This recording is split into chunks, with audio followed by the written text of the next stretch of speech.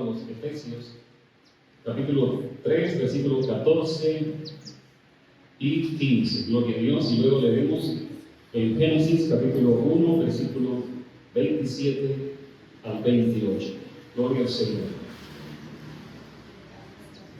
Dice este texto de Efesios, capítulo 3, versículo 14: por esta causa doblo mis rodillas ante el Padre de nuestro Señor Jesucristo, de quien toma nombre toda familia en los cielos y en la tierra.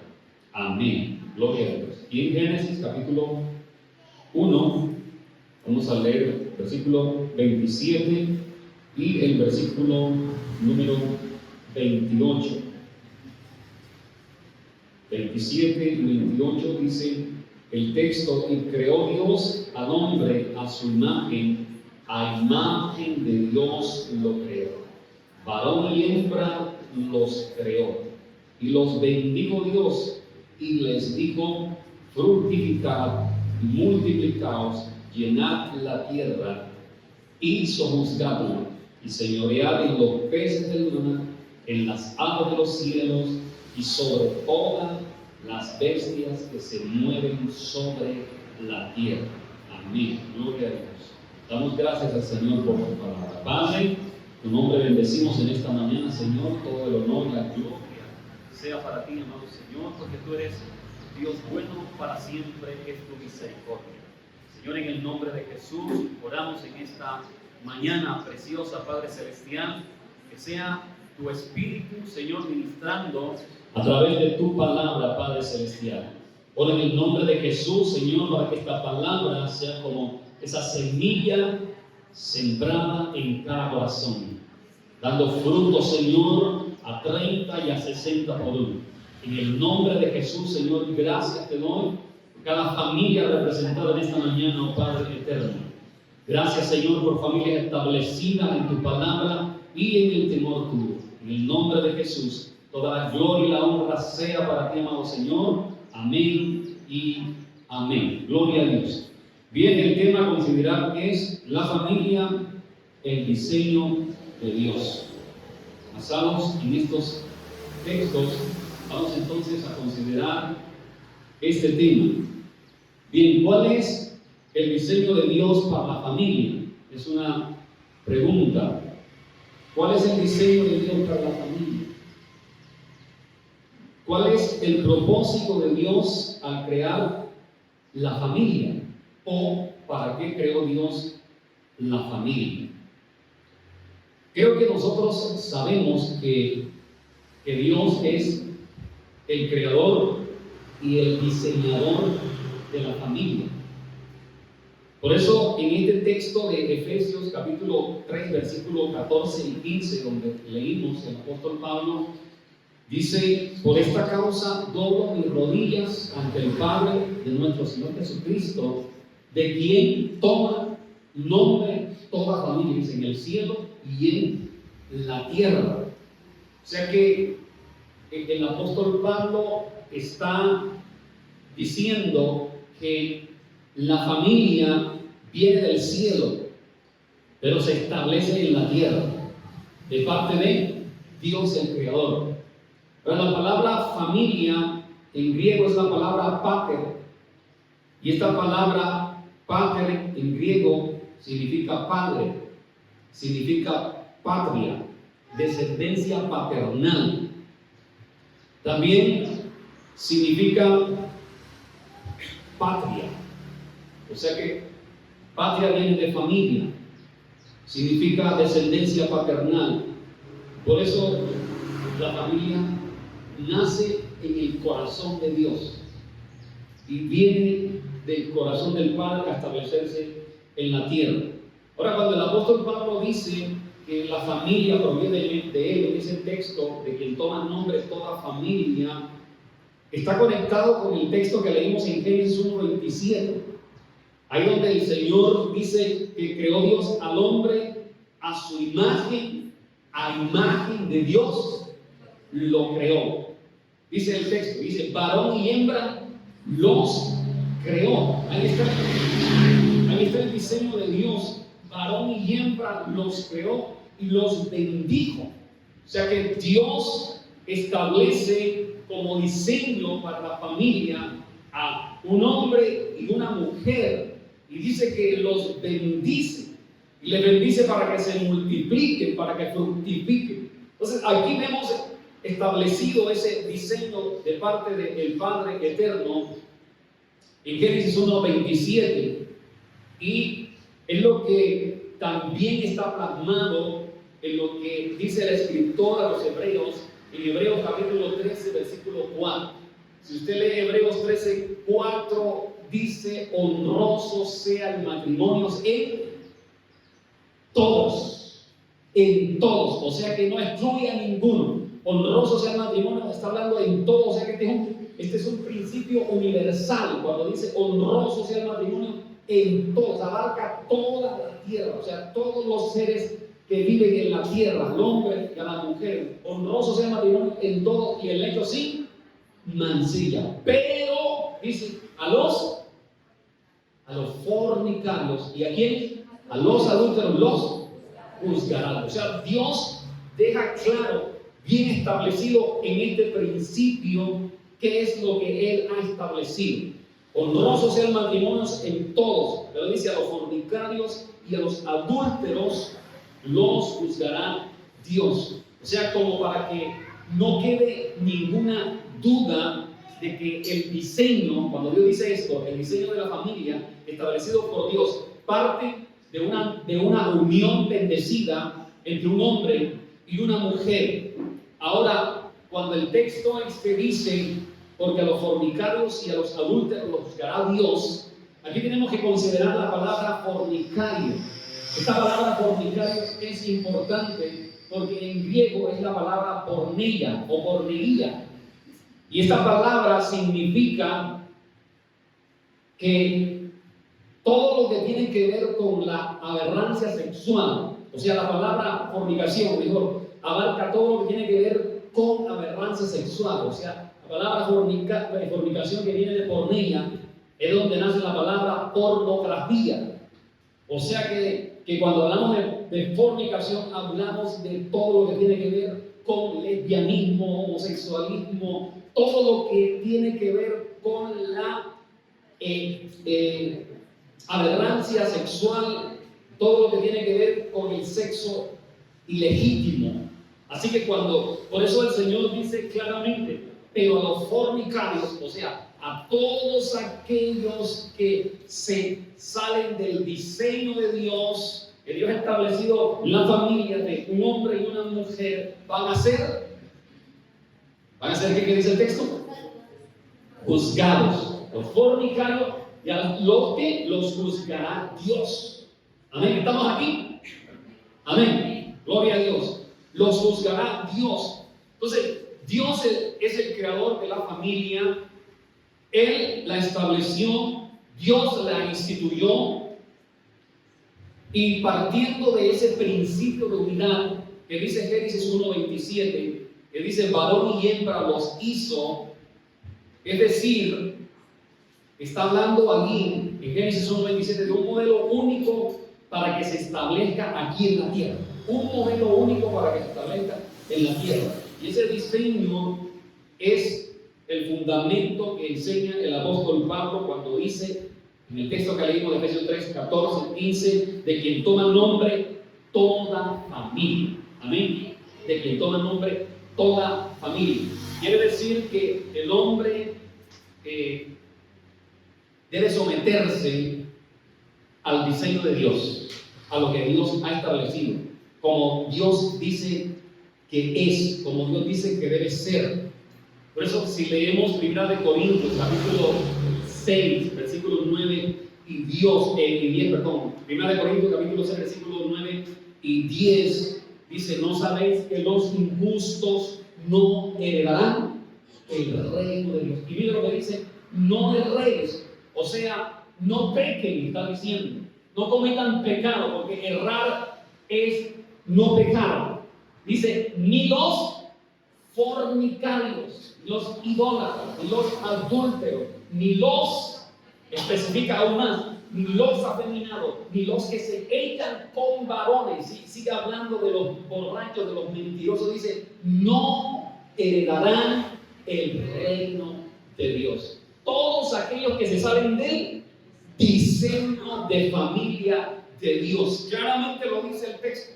No solamente lo dice aquí en Apocalipsis 21:8, ya al final. Apocalipsis 21:8 también dice que todos aquellos que se salen de ese diseño de Dios también, dice, van a ser echados al lago que arde con fuego y azufre, que es la muerte segunda, o sea, la condenación eterna. Miren lo que dice, los homicidas y los que, los fornicarios, o sea, que abarca a todos aquellos que están salidos del diseño de Dios. Recuerden lo que significa fornicario, abarca todo lo que es ilegal en el sexo y todo lo que es contrario a el diseño de Dios como familia, un hombre y una mujer. Ahora, el diablo es el archienemigo de Dios. ¿Estamos de acuerdo con eso? Amén. El diablo es el archienemigo de Dios. Y como gran enemigo de Dios, después de la caída, recordemos un momentico, después de la caída, el diablo toma cuerpo ¿en quién?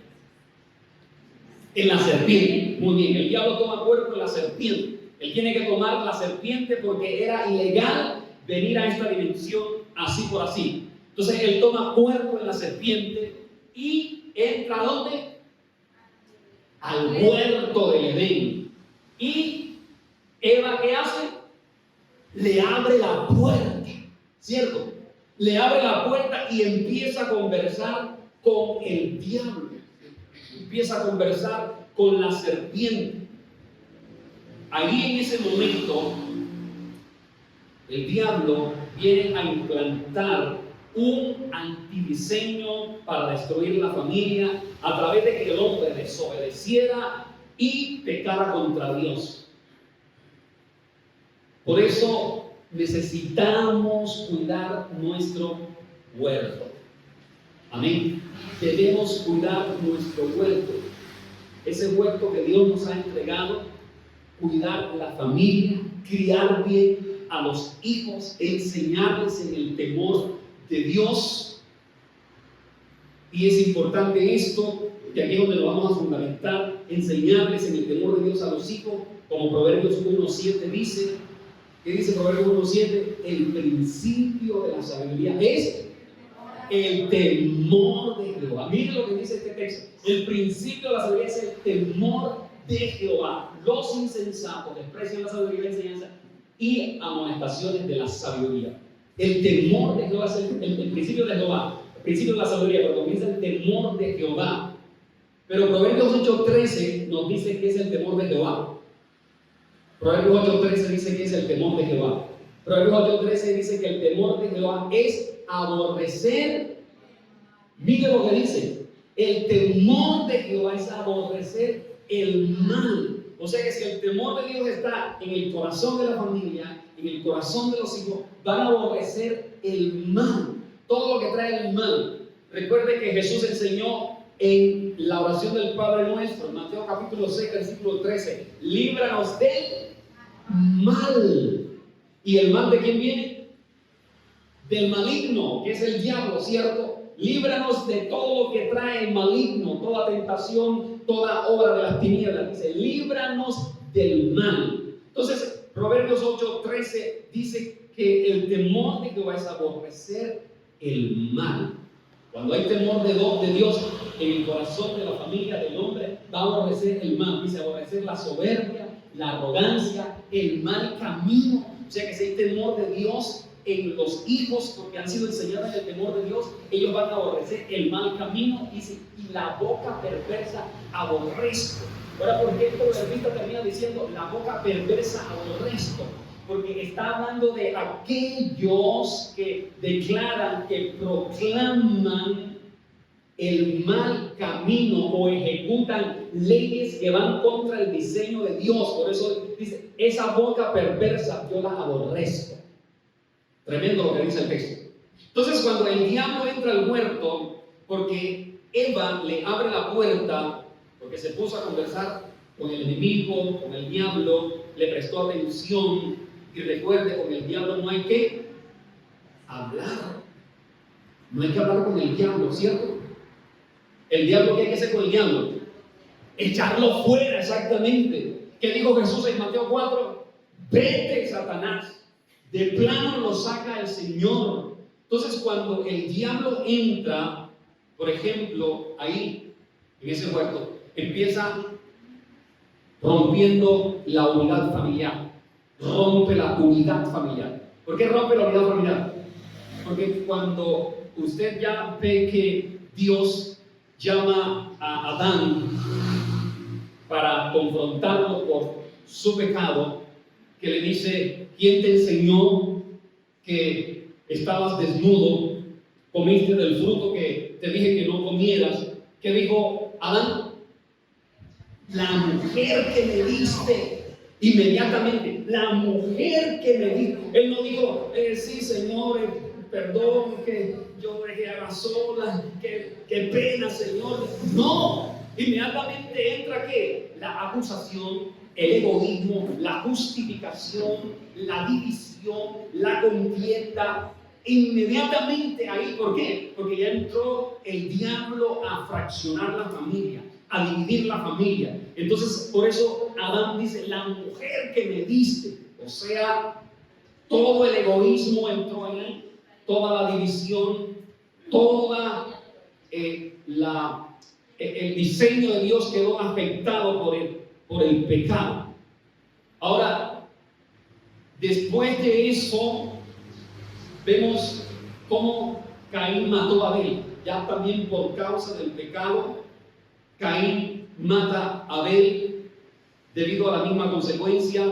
Entonces aquí se establece un antidiseño de muerte. Se establece un antidiseño de muerte cuando Caín mató a su hermano Abel. Y desde ese momento entonces también se empieza el odio, todo lo que tiene que ver con la amargura en el corazón del hombre. El antidiseño de muerte entró allí, donde el diseño de Dios es ¿qué? Es vida, amén. El diseño de Dios es unidad, es armonía. El diseño de Dios es relaciones sanas, relaciones íntegras. Ese es el diseño de Dios. Ahora, quiero considerar algunos principios en esta mañana, y el primero que vamos a mirar es este. Número 1, miremos este primer principio. Una de las características del diseño de Dios en la familia es que los padres puedan criar hijos, que los padres críen hijos y a su generación ¿en qué? En el temor de Dios.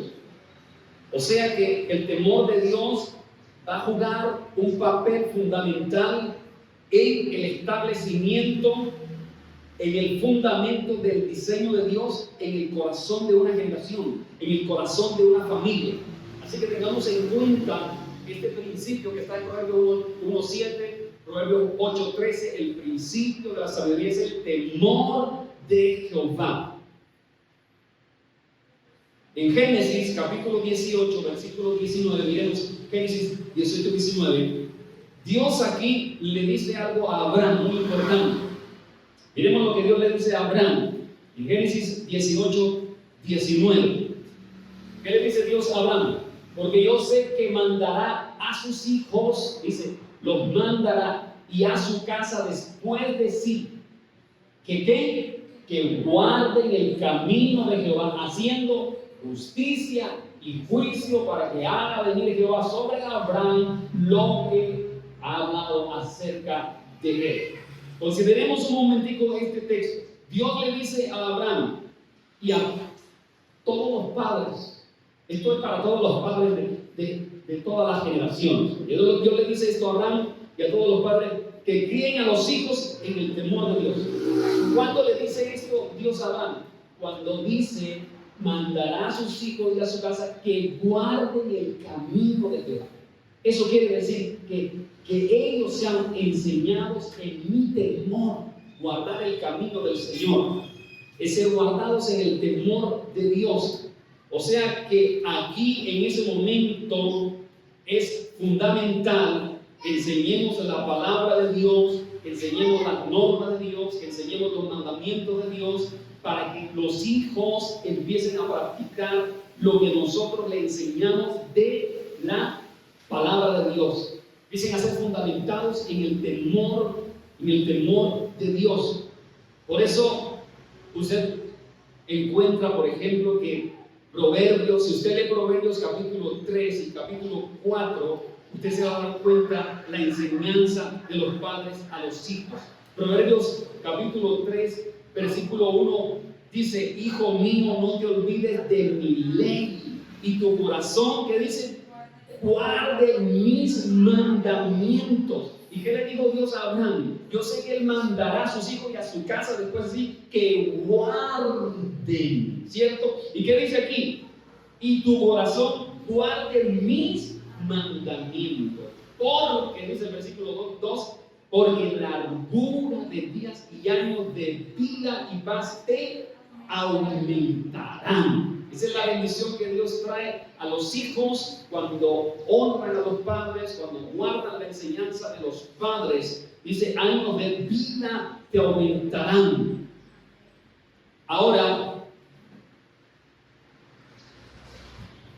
cuando nosotros leímos ese texto de Génesis 18, el texto de Génesis 18-19 sigue hablando de que también deben ser enseñados en justicia y en juicio, que guarden el camino de Jehová haciendo justicia y juicio. O sea, los padres enseñaron a los hijos a hacer justicia y juicio. Cuando hablamos aquí de justicia, tiene que ver con hijos enseñados, con hijos criados en la rectitud, hijos rectos en la rectitud de Dios y en la santidad de Dios, porque la justicia va unida con la santidad. Justicia y santidad van unidas. O sea, está diciendo: ustedes van a formar hijos en mi justicia, en mi rectitud y en mi santidad.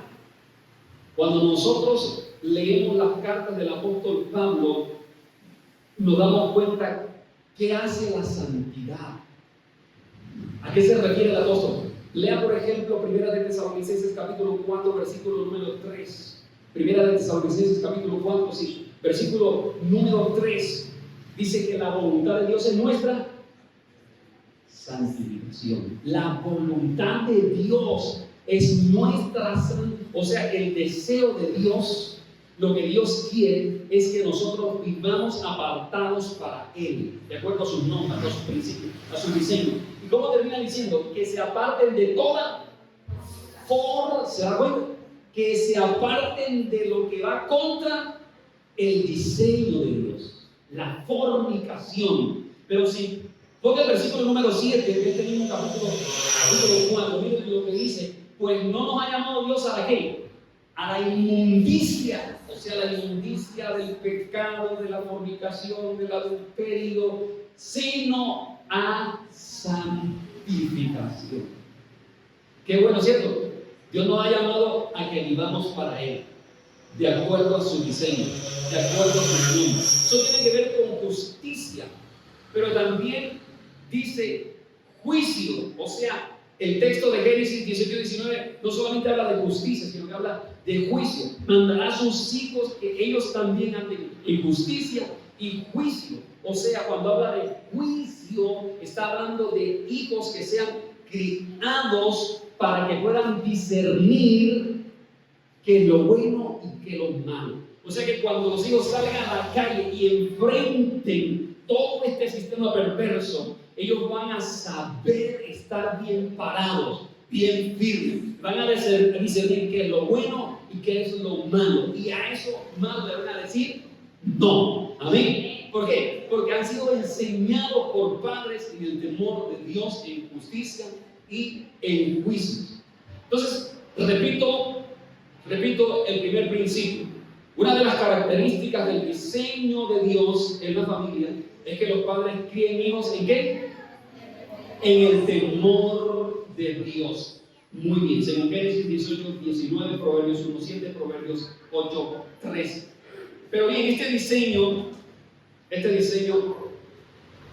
se ha ido viviendo, se ha ido opacando, o sea, están tomando más fuerza los antidiseños en nuestra generación. ¿Estamos de acuerdo?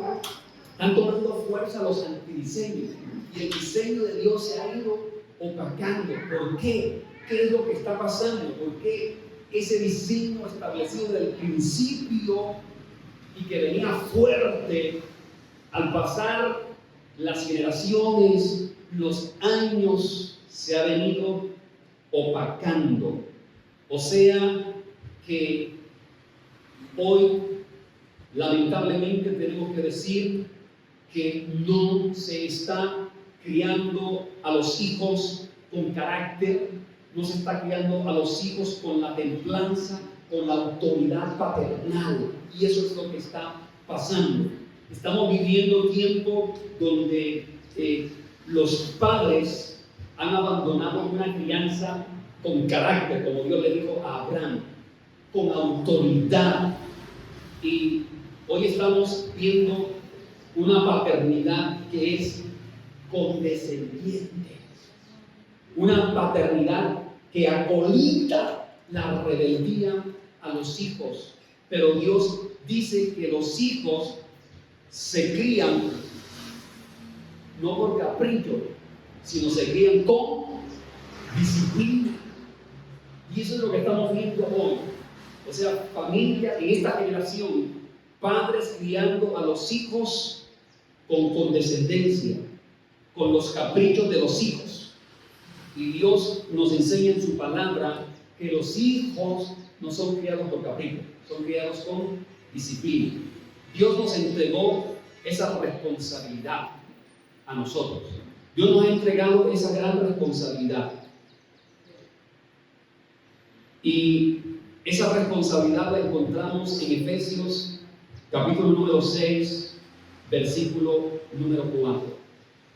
Miremos Efesios 6, 4. ¿Qué dice este texto? Mire lo que dice. Ya lo habíamos leído antes, ¿cierto?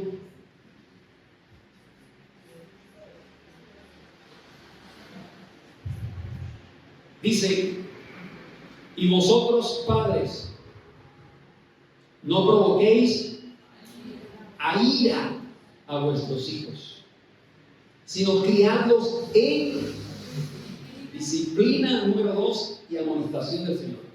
Críanlos, número 1, ¿en qué? Disciplina, número 2, y amonestación del Señor. Escuchen este texto que es interesante.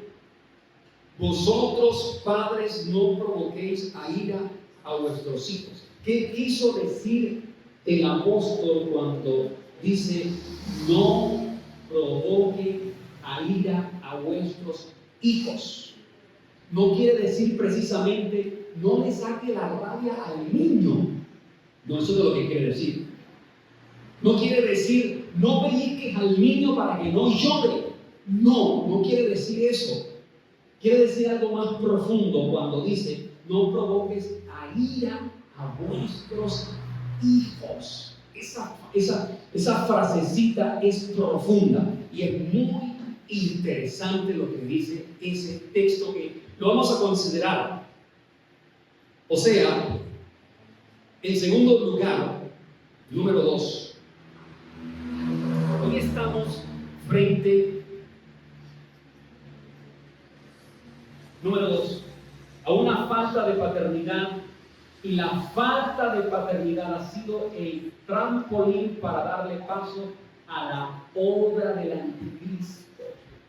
La falta de paternidad ha sido como un trampolín para darle paso a la manifestación del espíritu del anticristo.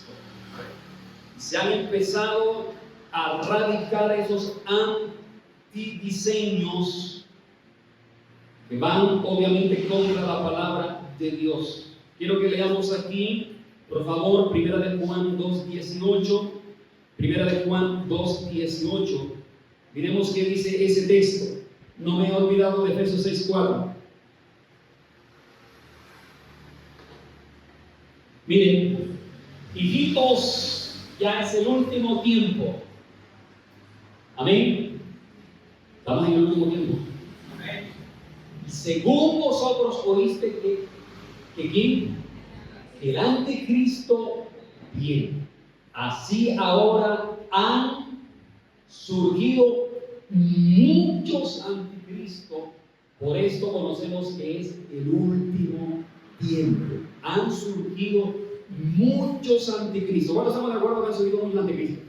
O sea, cuando el texto dice han surgido muchos anticristos, por un lado quiere decir que han surgido muchos falsos maestros, o sea, aquellos que se oponen a los diseños de Dios, a la verdad de Dios, aquellos que toman la palabra de Dios y la tergiversan y dan sus propias enseñanzas para acomodarla al gusto o a la concupiscencia de las personas. Han surgido todos esos falsos maestros, falsos profetas, trayendo algo que alaba al pueblo, pero que no los lleva a la santidad y a la rectitud de Dios.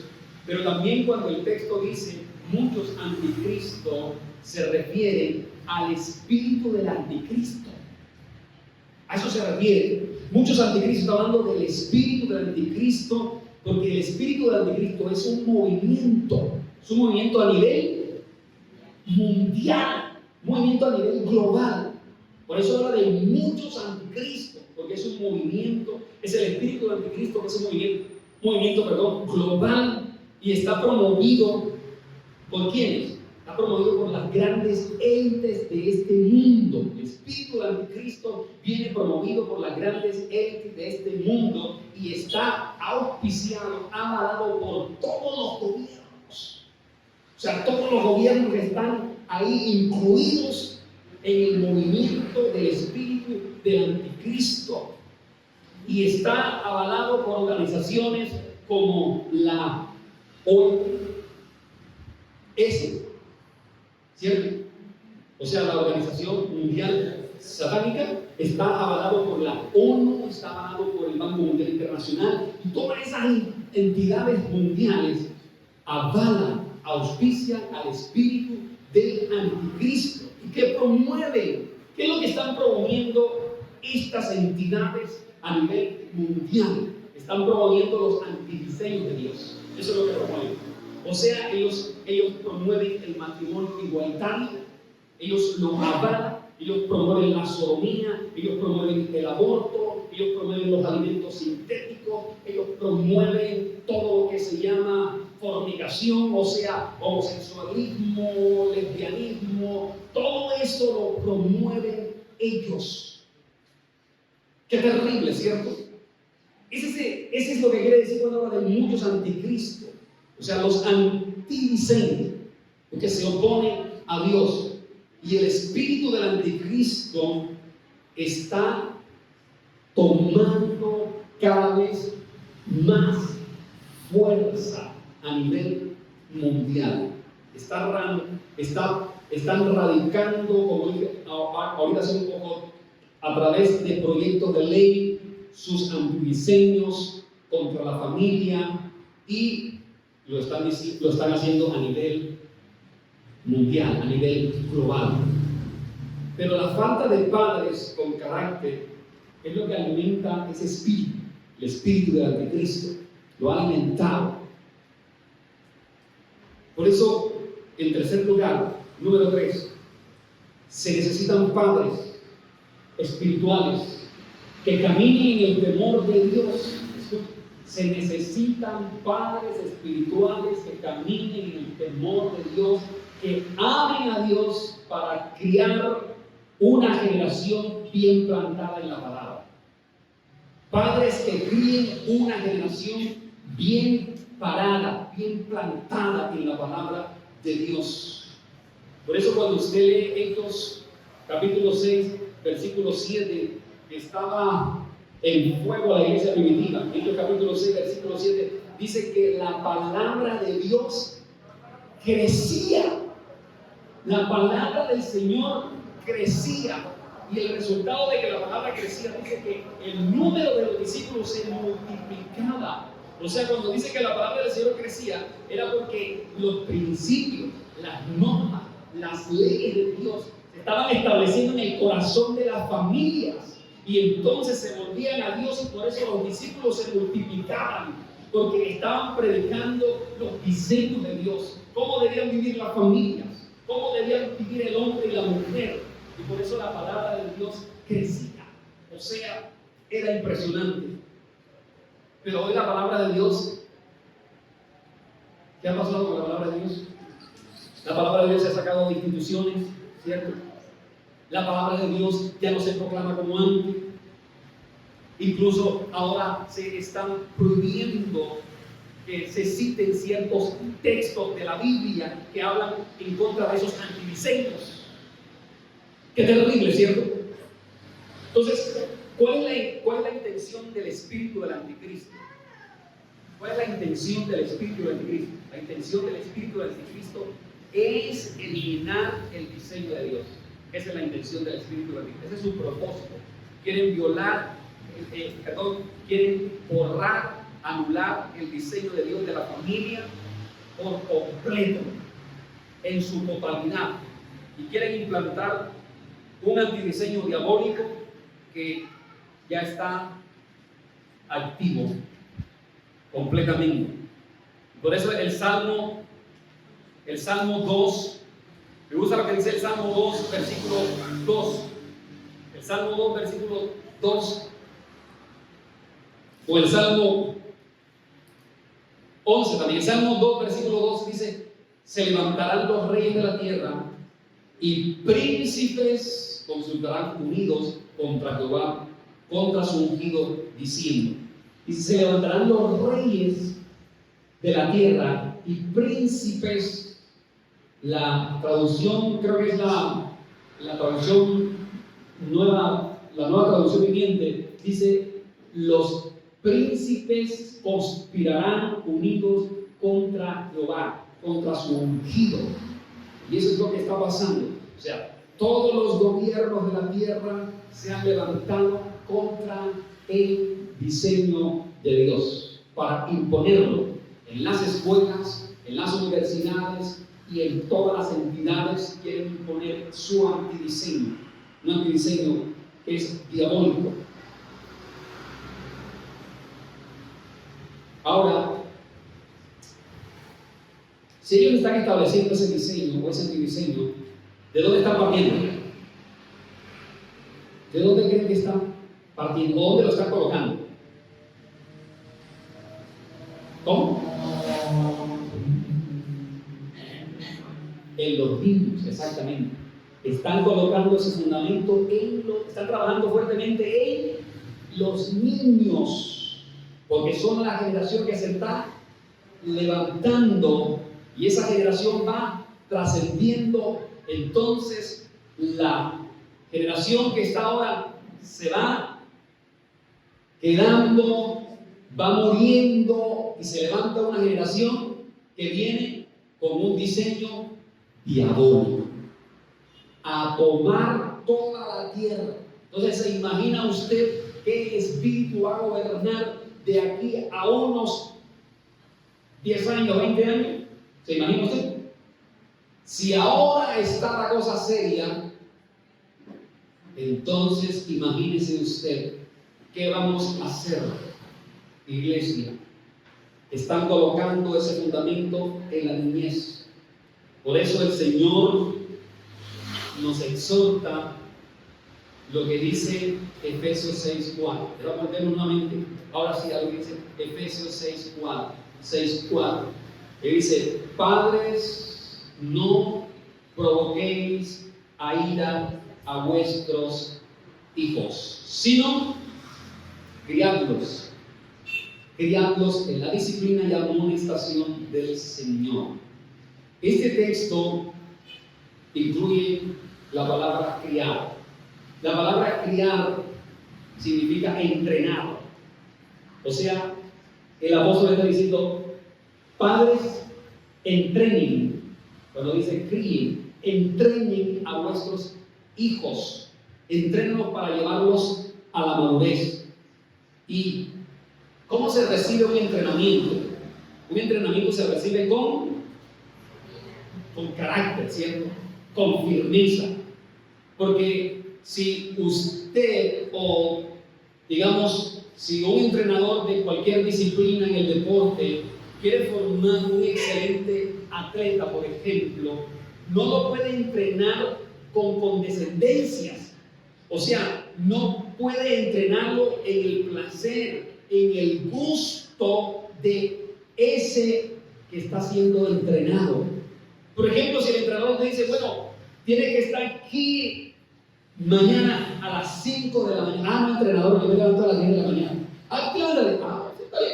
¿A las 10? ¿Nos vemos a las 10? No. A las 5 de la mañana va a crear, ¿qué? Disciplina, orden en esa persona. Pero si dice, ah, sí, a las 10. Y si quieres mañana a las 11, o duerme todo el día y lo vemos en la tarde. No. Él tiene que poner disciplina. Por eso dice, críanos en la que la disciplina y amonestación del Señor. Entonces, cuando nosotros vemos este texto de Efesios 6:4, está diciendo que nosotros debemos colocar el fundamento, el diseño de Dios en una generación, y lo debemos colocar no complaciendo, lo debemos colocar no dando gusto a los hijos, sino corrigiendo, sino enseñando como Dios dice que debe ser, en obediencia a su palabra. Por eso dice, críalos, o sea, entrénalos en disciplina. Entonces, criar es entrenar, ¿cierto? ¿Cómo se entrena? Con carácter, con firmeza. Y luego dice, en la disciplina es instruir, disciplinar es formar. O sea, cuando usted disciplina es porque está instruyendo, es porque está formando.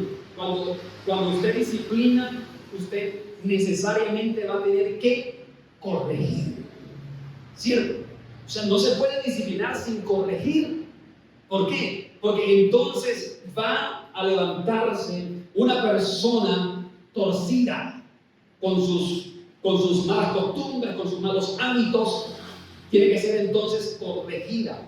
Por eso disciplinar habla de instruir, habla de formar. Cuando instruyes, usted corrige y amonesta. Por eso dice, en la amonestación del Señor. Tenemos que amonestar en la amonestación, tenemos que corregir en la amonestación del Señor, porque tampoco podemos formar, tampoco podemos levantar a una familia sin amonestar, sin corregir. No, cuando el Señor estaba formando a los discípulos, ¿usted se da cuenta que el Señor les hablaba como? Suavecito. No. Por ejemplo, cuando Pedro le dijo, ay Señor, en ninguna manera eso te acontezca. No, Señor, si es posible yo me pongo por ti, pero por favor no lo hagas tú. ¿Qué le dijo Jesús? Ay, santo. ¿Qué tal que un pastor le diga a una oveja, quítate de mí, Satanás? Oiga, lo demanda, ¿cierto? Le pone una demanda enseguida. Pero Jesús le hablaba así, ¿para qué? Para formarlos. Y Pedro, que era frágil, débil. ¿Cómo vemos a Pedro a partir de Hechos capítulo 2? Firme, ¿cierto? Con carácter, con firmeza. Entonces Jesús no les hablaba, ay sí, Pedrito, qué bueno, tú fuiste el único que me ha defendido, está bien, voy a considerarlo, voy a ver si no voy a la cruz. No, le dijo, quítate de mí, Satanás. O sea, se lo dijo al que estaba en Pedro, pero ahí estaba ¿quién? Pues Pedro, ¿cierto? Entonces Pedro lo recibe, pero entiende que no estaba hablando de él, ¿cierto? Sino su carne o el espíritu que lo tomó en ese momento. Entonces, ¿cómo enseñaba Jesús?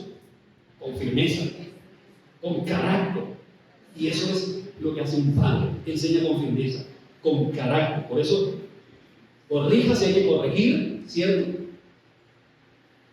Tome la autoridad si tiene que tomar la autoridad. Ahora, el texto dice de Efesios 6:4, críalos en disciplina y amonestación del Señor, o sea, del Señor, como Dios dice que es, como el Señor dice que debe ser, es del Señor, no es en mi razón, en mis ideotas, no, es en la amonestación del Señor. Es decir, entrena con carácter a los hijos, instruyéndolos, corrigiéndolos, llamándoles la atención como nuestro Padre lo haría.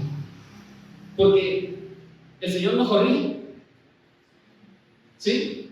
¿Cuántos han sido corregidos del Señor? A dos manos levantemos. ¿Cierto? Todos hemos sido corregidos por el Señor. ¿Nos disciplina? Claro que el Señor nos disciplina. ¿Nos llama la atención? Nos llama la atención. Hebreos capítulo 12, versículo 5 al 8. Hebreos capítulo 12, versículo 5 al 8. Mira lo que dice Hebreos. Ahí lo tiene ya en la pantalla. Ok, listo. Yo lo quiero leer aquí en la Biblia. Dice el versículo número 5: y habéis olvidado la exhortación que como a hijos se os dirige diciendo: hijo mío, no menospreciéis la disciplina del Señor, ni desmayes cuando eres reprendido por él. ¿Sabes que Pedro se puso triste cuando le dijeron: quítate de mí, Satanás? Pues yo creo que se puso un poco triste. Ay, Señor, ¿cómo me vas a decir diablo? Señor, no, yo no soy el diablo. Y decía: yo soy tu hijo, Señor, ¿cómo me vas a decir eso? ¿Cierto? Entonces, dice: no desmayes cuando el pastor te corrige. No desmayes cuando la pastora te llama la atención.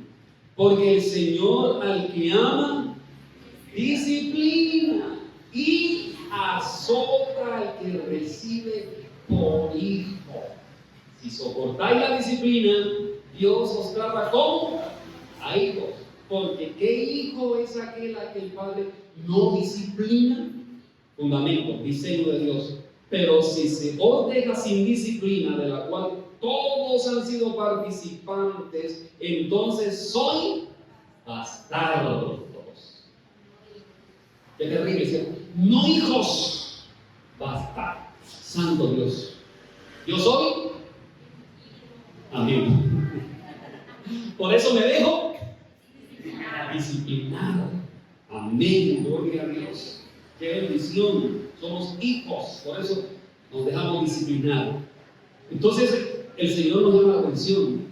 Él no simula el pecado. Dios no simula el pecado. No. Cuando la mujer adúltera vino al Señor Jesús, que Jesús le dijo: mujer, ni yo te condeno. Mujer, ni yo te condeno. No, pero bueno, sigue adulterando otro tiempo más. ¿Le digo así? No, mujer, ni yo te condeno. Vete y no lo vuelvas a hacer. Porque si la próxima vez lo haces, entonces las piedras iban a llover sobre ti, te van a sepultar y te van a condenar. Por eso Jesús le habló fuerte, con carácter. Él corrige, Él nos enseña, no nos puede dejar así torcidos, no. Él nos viene a fundamentar. Entonces no podemos permitir, iglesia, que estos antidiseños aplasten a nuestra generación. No, no lo podemos permitir. No podemos permitir que estos antidiseños arrastren a la muerte a nuestra generación y que sean provocados a ira. Que sean provocados a ira. Pero bien, esa parte la enseñamos ahora en la segunda parte. Quiero dejar aquí con el cuarto principio. Tenemos que seguir el ejemplo, vamos a ver el ejemplo, de una generación que no establece a los hijos en el diseño de Dios, porque fueron padres sin carácter, padres que no afirmaron a sus hijos, y entonces se levantó una generación completamente corrompida. Amén. Pero esto lo vamos a ver ahora en la segunda parte. Así que vamos a dejar aquí para que usted tome un descanso y nos vemos dentro de un ratito. Amén.